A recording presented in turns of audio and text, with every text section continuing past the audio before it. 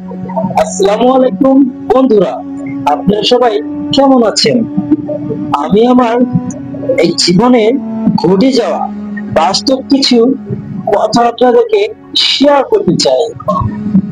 ঘটনাটি হলো, আমি যখন গাড়ি চালাতাম রাজশাহী নাটোর রুটে, তখন গ্রামটা চালাতাম আমি নাটোর ট্রাম কোম্পানিতে। আমি বালু দিতাম রাজশাহী কাটাখালী থেকে। সেদিন আমার গাড়িটা একটু প্রবলেম হয়ে যায়, জানি না কি হয়েছিল।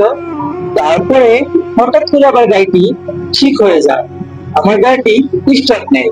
তারপর আমি কাটাখালী বালুর পয়েন্টে যাই। যাওয়ার পরে সেখান থেকে আমি বালু লোড করি।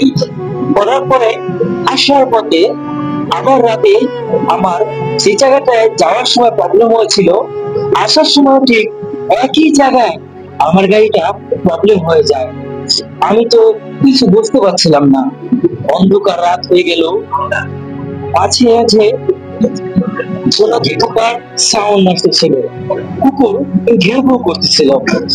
আমি ভয়ে একদম ঘেমে গিয়েছিলাম। তো হঠাৎ করে আবার কিছুক্ষণ নয়, অনেকক্ষণ পর গাড়িটি সেলফ মারে। সেলফ মারার পরে আবার গাড়িটি স্টার্ট হয়ে যায়। তখন আমি একটু স্বস্তি পাই।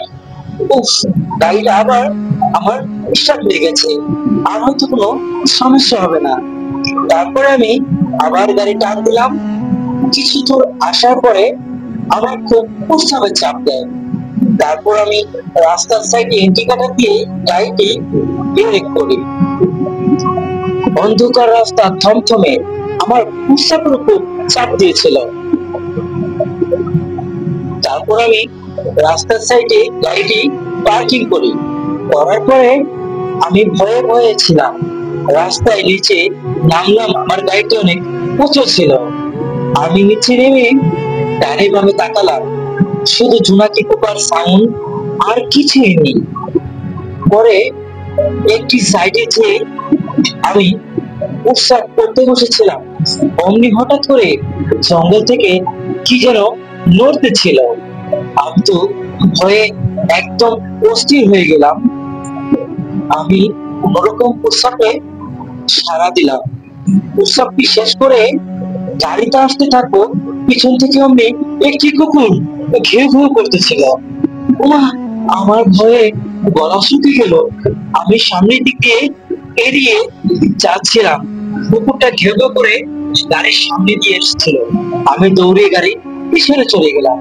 হয়তো কুকুর আমার পায়ের শব্দ শুনে আবার গাড়ির পিছনে আসছিল।